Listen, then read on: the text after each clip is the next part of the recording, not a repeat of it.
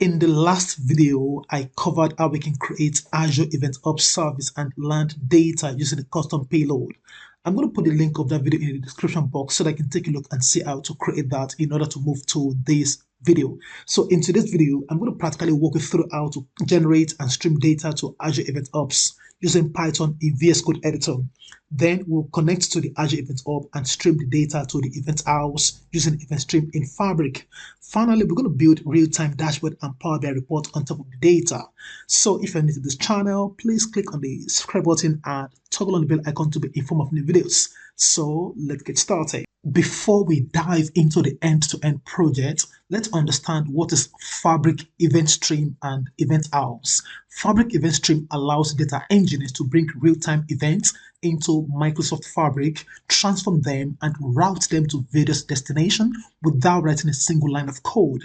And the Event House is a scalable workspace that manages multiple databases optimized for real-time data ingestion, processing, and analysis. So we're going to go through this diagram. We're going to start off by creating events in the Azure Event Hub namespace, and then we're going to generate the shared access policy that allows us to send and listen to events.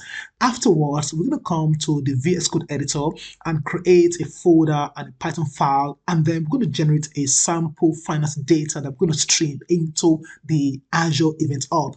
And then we're going to come to the Fabric portal and create the event stream and the event house workloads, and we're going to use the event stream to stream the data from the events in the Azure Event namespace and then stream into the event house and ready for reporting using the KQL and the real-time dashboard and the Power BI. So we're going to see how we can use the real-time dashboard and the Power BI experience also. So enough of talking, let's get started. Now first, we want to create the events in the Azure Event Hub. So I've got this Cornerstone Analytics event, which is under the Event Hubs. Now I'm going to come to Events under the Entities, and then I can click on Create Events. And I'm going to give this a meaningful name. I'm going to call this one Finance Data.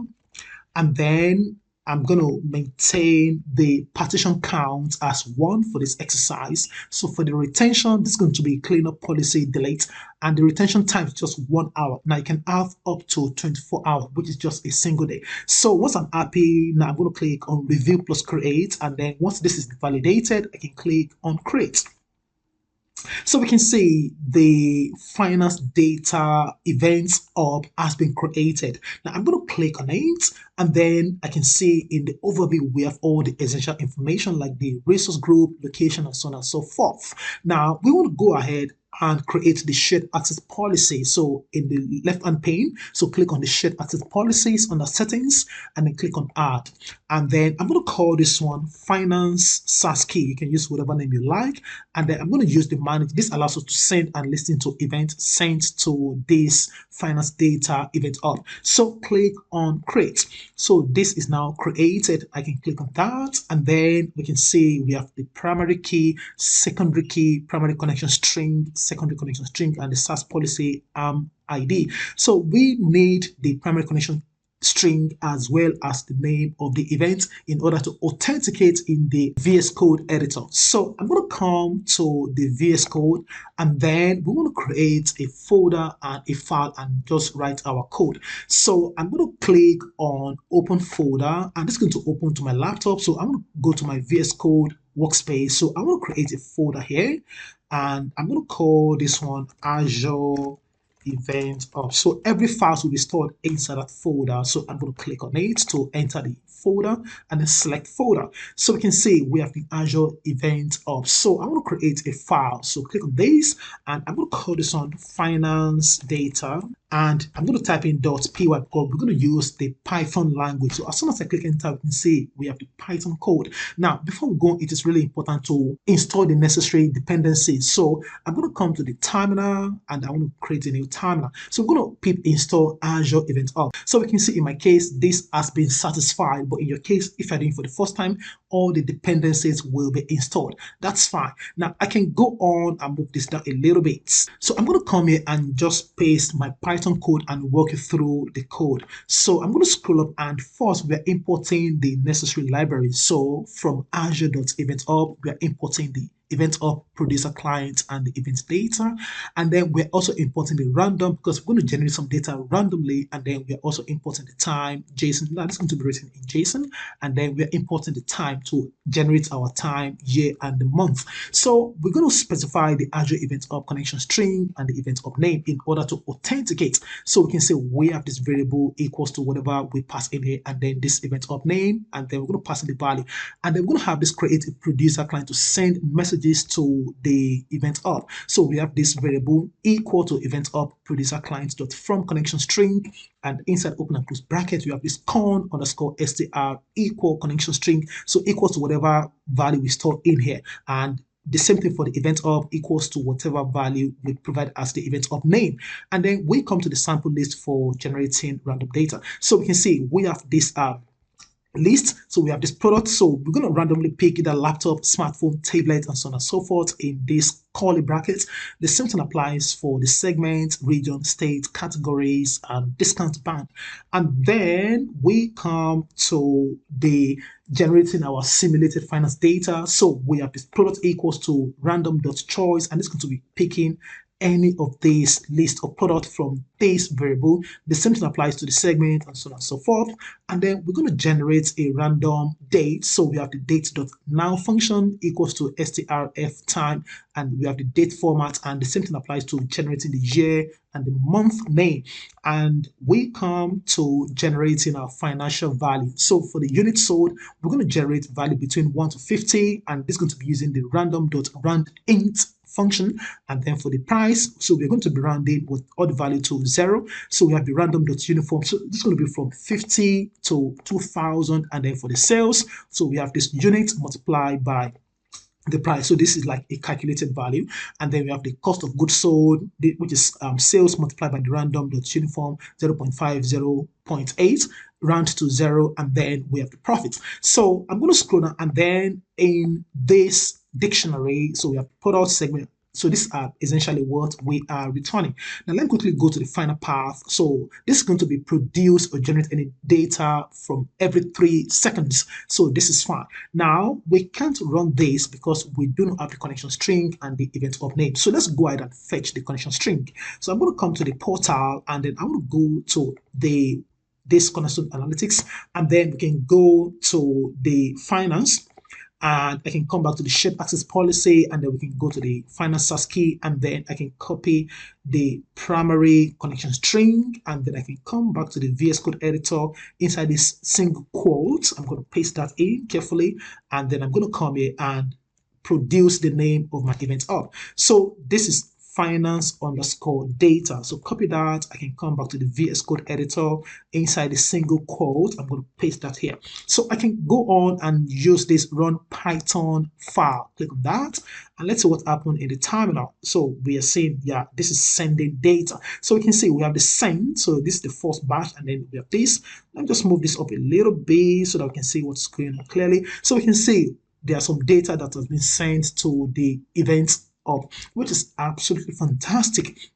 Now I'm going to come back here and let's check it out. So I'm going to go to the overview, and in the overview I can scroll down and I can see that we have some data arriving. So under the request, so we've got 11, under the messages and the throughput, so we can see some data are arriving, and it's going to continue like that. So we are done for this aspect. Now let's go to the Fabric environment. We're going to create our workspace, create our event stream, the event house, and then we're going to stream the data into the event house and create our real-time dashboard as well as our Power BI. So I'm going to come to the workspaces, and then I want to create a new workspace, and I'm going to call this one demo event stream. And once I'm happy with the name, click on apply, and this is going to create the workspace. So I'm going to create my first workload. So I'm going to set for event stream. So click on that, and I'm going to call this one finance underscore event stream, and click on create. So this is going to be provisioned, and then I can go to the same workspace. I can go to the new item, and I want to create the event house where the data will be stored and ready for reporting. So I'm going to call this one finance event house, and click on create. So this is going to be provisioned. Now I can go back to the workspace, and then I can see we have the two experiences, including the KQL database and the query set generated automatically. So we can see the type as event stream, and then we have the event out. So let's go to the finance event stream. Now in the event stream, we can design a flow to ingest, transform, and route streaming events. So we're going to use the external source. So of course, we can actually stream the data from the VS Code directly into the event stream using custom endpoints, but I just want to follow the route of the Azure Event Ops. So in the recommended data source, I'm going to choose the connect, and then I'm going to create a new connection. So in the connection, we're going to provide the event up namespace and the event up name. So let's start with the namespace. I'm going to come back here, and then I can go to the Cornerstone Analytics event up, and then we can see the namespace. So I'm going to go to the overview, and then we're going to copy the host name. So this is what we need. So we can see Cornerstone Analytics event up .servicebus.windows.net. So copy that. That's what you need. So I'm going to paste in here, and I can come back here, go to the event ops, and the name is finance_data. So I'm going to paste that in here. And then for the connection credential, I can provide a connection name. I'm going to call this one my event of connection, and I can provide the authentication kind. So for now, we are only restricted to the shared access policy, which is fine, straightforward actually. So for the shared access key name, we're going to come back here, go right into the finance data event, and then go to the shared access policy. And then we can see the name here, which is finance_SAS_key. So copy that to the clipboard, Control-V, and then come to the shared access key. So I'm going to go right into that name, and I can copy the primary key, come back in here, Control-V, and then this is going to test the connection automatically to move to the next intermediate stage. So click on connect. Okay, so this is working fine. So the connection is working pretty fine. So we have the configure Azure Event Up data source. So we're going to be using the consumer group, which is the default for a basic. So I'm going to come back here. Let me show you what I'm talking about. Under the entities, we have the consumer group, and then we have the default. Now we cannot create a consumer group because we're using the basic subscription, or the basic, we are not using the standard. So if we have the standard or the premium, we can create a consumer group. So I'm just going to leave this out, and then I can go to the next, and then we can say the review plus create. So we can say the source, and then we can say the destination. So this is the stream, event stream. So click on add. And then we can see this is going to be added to this flow. And then we have the source, and then we have the destination to configure. Now I'm going to wait for a couple of moments, and then we're going to see our data under the test results tab. So let's just wait and see the data. Okay, so we have the data. We have the product segment, data, year, month, and so on and so forth. I can scroll to the right, and then we have all the columns, including the partition ID, the event enqueued UTC time, and we can see the event processed UTC time. So this is fine. Now I'm going to click on transform all, the add destination. Now you can see we can add operations such as aggregate, we can expand, we can apply the filter, we can group by, we can join multiple table, and then we can also union, and then we can provide the destination. Now I'm going to cover this in future videos, so let's just focus on land the data in one of this destinations. So I want to pick the event house, so click on that, and then we have the event house, and then we have the data ingestion mode. So we have the direct ingestion, and then we have the event processing before ingestion. So I'm going to stay with this default, and then for the destination name, I'm going to call this one finance ingestion, and then for the workspace, I'm going to click on this, and the workspace name is demo event stream. So I'm going to search for that demo event stream. That's it. And then for the event house, this is the finance event house, and then for the KQL database, the same thing.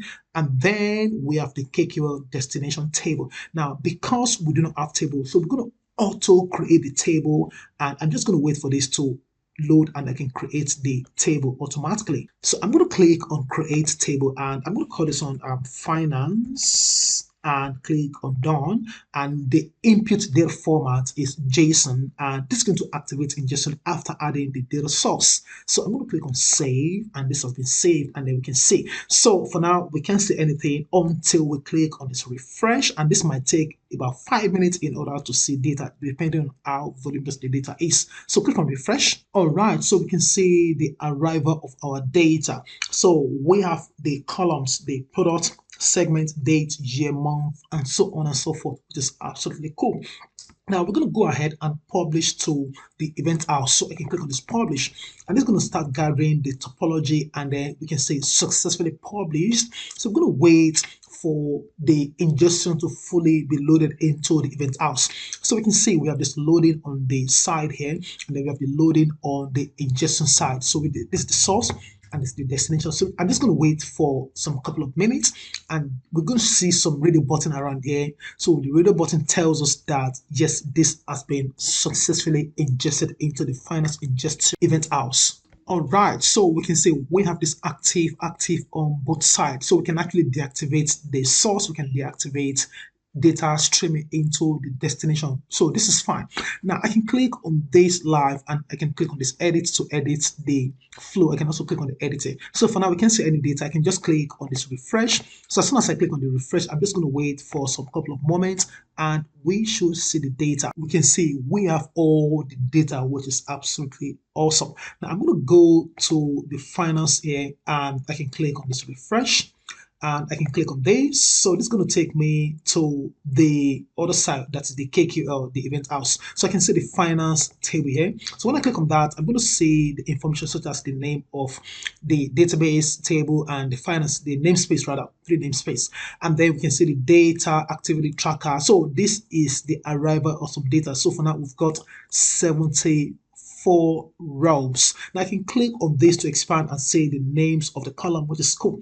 Now we have the data in the event house. Now we can start querying. Now let's just start building our real-time dashboard. So to do that, I can come here, I can right click, and then I can see the option to open with real-time dashboard. I can also query right in the KQL queries. I can also build Power BI report on top of it. Let's start with the real-time dashboard. So click on that. I'm going to call this one finance dashboard. And then I'm going to hit the create button. So this is going to automatically create and launch the dashboard with the data. So we can see this is our data. I can click on this. Now you can expand as much as you like, and you can see we have so many columns that are so wide. Now I can click on this functionality, and I can use the auto size this column. So as soon as I click on that, this should collapse the columns, all the columns, so we can see everything is now matched together. Now I can always come to the bottom here, and then I can recite all of this code. Now if you're new to this environment, you may probably do not know how to proceed, but it's so straightforward. Now in this table here, we can see we have the explore data. We can say refresh, and then we can see we can edit. We can click on this ellipsis, which allows us to rename the tile, duplicate the tile, delete, move, and so on and so forth. Now let's start off by clicking on this explore data. So as soon as I click on that, this is going to open this explore window, and then we can see this is going to automatically take the first 10 rows. So I can click on this to cancel that. Now I just want to pick my own data from the table, so I can see the visual type. Now I'm going to click on add, and I can see I can add filter. I can also add aggregation. Now let's start up with the aggregation. So let's say I just want to create maybe total sales by product. I'm going to just provide the operator. So this is going to be the sum function, and I'm going to just call this one total sales by product. And then I'm going to choose the column. This is going to be the sales numerical column, and I'm going to add a grouping. So this is going to be based on the product column, and then I'm going to call this one product. So I can also add more grouping. Let's even just add one. Let's just also group by region. So I'm going to just type in region here, and then click on apply. Okay, yeah, there's an error. Let me just see the error. I can always come back here and let's find out. Okay, let me just call this one total sales, and then we have the sales column, and then product and the region. So click on apply.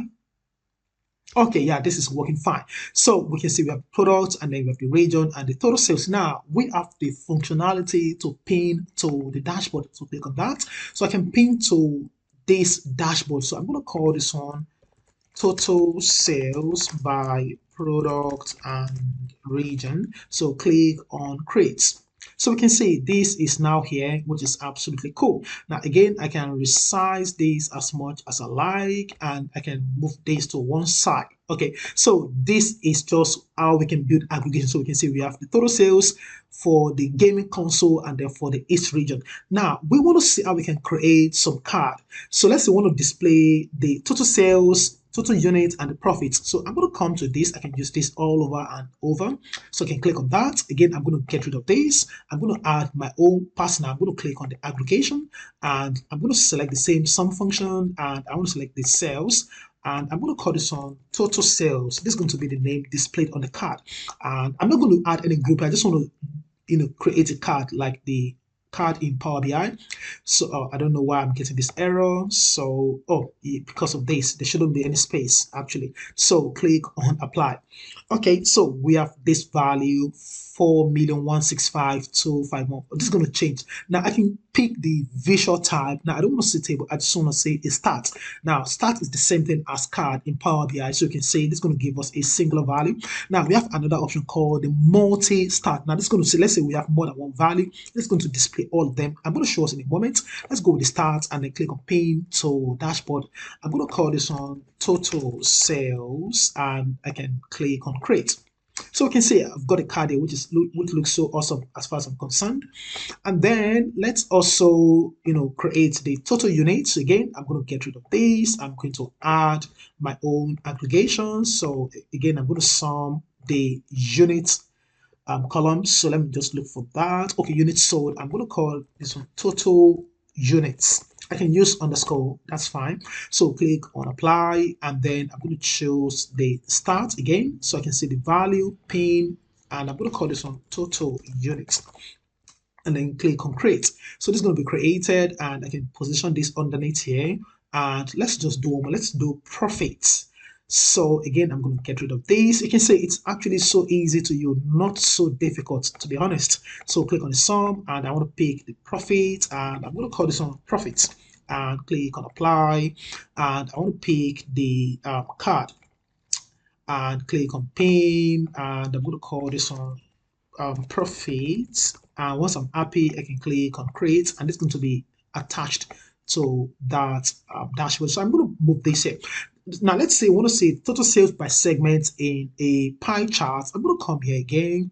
I can reuse this again and again, and I'm going to get rid of this, and I can add the aggregation. So I want to take the sum, and this is going to be our sales, and I'm going to call this one total, or let me just call this one sales by segment, and I'm going to pick the grouping. So this is going to be our segment, and I'm going to just call this one segment. This is an optional one. Click on apply, and I can pick my visual type. This is going to be a pie chart, and I can click on this. I can call this one sales by segment, and I can click on create, and there we go. So I'm going to resize this a little bit and just fit that nicely. So just move it close here. And then let's say we want to see the sales by state. We want to create a map. Now in my source data, I've got all the 50 states in the United States. So I'm going to click on this, explore, and again, I'm going to take this out and I'm going to add my own custom grouping or aggregation. So I'm going to pick all of this and then the sales, and I'm going to call this one sales by state. And then for the grouping, I want to pick the states column, and then I want to call this one states. So I'm going to click on apply, and for the visual type, I want to pick the we have the heat map, and then we have the map. Now let me just use the heat map, and let's see. Okay, let's use the map. I think not the heat map. Okay, so we're going to see the map, and this is connected to the Bing service. So click on pin to dashboard, and I'm going to call this on sales by states, and then click on create. Okay, so this looks nice, and I can move this here, and let me just move this a little bit so that I can cover this environment, and I'm going to move this here a little bit, and let me just move this here. Okay, so now we have things shaping up. Now I'm going to quickly come back to this, and let's say we want to create a stacked column chart. I can take this out and let me just build the same, just something like the sum. Let's sum the, okay, let's do this by cost of goods sold. And I'm going to call this one COGS, cost of goods sold. And then for the grouping, I'm going to add two grouping because I want to create a stacked column chart.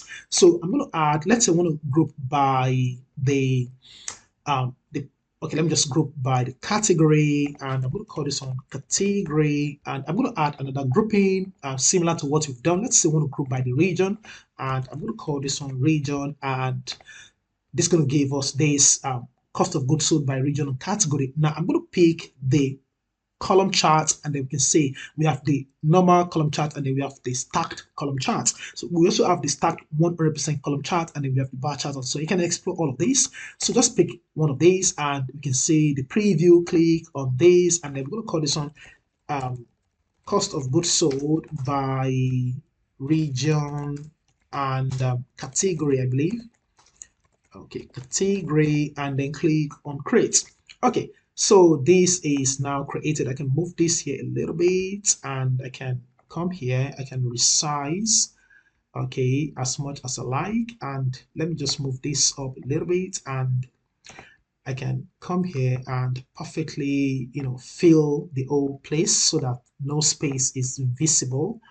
Okay, yeah, this looks good, and this is not too bad. Just to walk us through. Now I'm going to come here. There's an option here, so we can say we can delete the tile if we want to see. We can also refresh. Now this is live data. Everything's going to be updating. Now I'm going to just delete this one. I don't need this again. So now we have our dashboard. Now it's really important you save this dashboard. So in this display, we can see the save functionality. So this has been saved. Now we can click on refresh because we continue to stream data. You can see the number has jacked up to 6.6 million. And when I click on refresh, so we can see the number keep on going on, and we can see everything is changing dynamically. So we can see our real-time dashboard is actually picking our data real-time from the VS Code data we generated, flow into the Azure Event Hub, and then flow into the event house from the event stream. Absolutely fantastic. So this is how we can create the real-time dashboard in the event house. Now let's go back and then create a Power BI report just to see how it looks like. Again, I can see the table and I can see the data keep on flowing in. I can right click, and then there's an option to create Power BI, and we can see the data set. Okay, so we can see all of this. Now let's just quickly create cost of goods sold by category. And there we go. So this defaults to clustered column chart. And let me just duplicate this, and let me change this to just to play around and see how it looks like. So product by units sold. So I'm going to choose the unit sold, and then I can turn this to, let's say, area. Or let me just play around with this. So everything is working fine. So you can just keep on playing with all of this. Now, the only caveat I've got with this is it's actually so small and it's quite difficult in order to be able to work, easily. But this is the way it is. Of course, we can, use every of this functionality just like we do in the Power BI service. We can apply the formatting, come here and play around with the create page. And then once we're happy, we can go ahead and save. So click on this, and then we can save, and we're going to give this a name. Let's call this one Finance Power BI report, and then we're going to pick the workspace, which is the demo. So I'm going to search for demo event stream workspace and click on save, and this is going to be saved. There we go. So I can come back to the workspace, and let me just close this, come back to the workspace, and so we're going to see the Power BI report. Okay, I think I'm still waiting for that to come. Let me just refresh this. Okay, so we have the Power BI, and then we have the real-time dashboard, which is absolutely cool. Now, we can also write KQL. It's so straightforward. Just click on the query set, and it's going to open this environment. I can get rid of all of these, and it's super easy. Now we have the table. I can just say finance, and then I'm going to press enter, and then I can just say, I want to take maybe 20. So this is going to give me the first 20 rows. Cool. Now we can also perform aggregation. Let's say I want to see total sales by region. I can just use the summarize method, and I'm going to provide the name of the column. So I'm going to call this total sales by region, and I'm going to equals to and use the function, and I want to call the sales, and I can use the by which of the column region, and I can run the code, and this worked fine, which is absolutely fantastic. Now we can even run SQL code here. It is absolutely fine. So I can say select star from the finance table, and I can run all of these. That worked fine. Now I can go on and even translate this to the KQL syntax by just using the explain at the top here, and then we can select everything. Don't worry about the underline, and it's going to generate the code for us in KQL language, so we can see the code. So I can come here, I can just copy it into the clipboard, and I can come here and oops, let me just copy the whole thing. I can select all of these, quite a long one, and I can paste here. So basically we use the project method to project, that is to display the columns that we are interested in. So this is going to display all this column. I can get rid of this query, and I can just select all of this. This is really important, select, and then we can run the code, and it's going to give us this result, and then we can continue to play around. We can also paint to the dashboard and so on and so forth. So this is how we can use the event stream in Fabric to stream data from the Azure Event Hub, which is also coming from the VS Code Python, into the event house and create our real-time dashboard and Power BI reports. I trust you enjoyed this video. If you do, like, comment, share, and follow me for more videos, because there is a lot to come. And please make sure you subscribe to this channel. Thank you for watching. Bye for now.